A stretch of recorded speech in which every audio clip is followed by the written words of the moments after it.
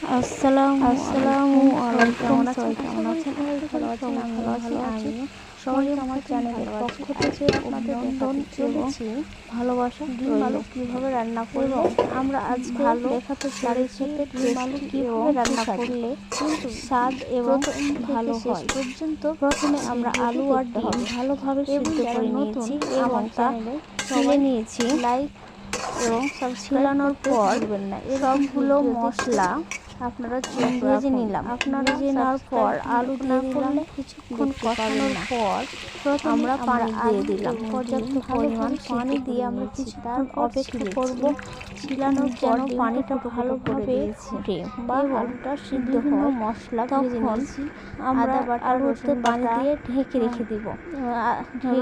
পেঁয়াজ বাটা ঢেকে রাখার পর আমরা কিছুক্ষণ মশলা যেগুলো তরকারি যখন দেখবো পানিটা ফুটে গেছে আলু ভেজে নিলাম। ভেজে নেওয়ার পর আলুগুলো ছেড়ে দেওয়ার পর আলুগুলো কষানোর পর ভালোভাবে যখন কষানো হয়ে যাবে তো আবার ঢেকে দিব।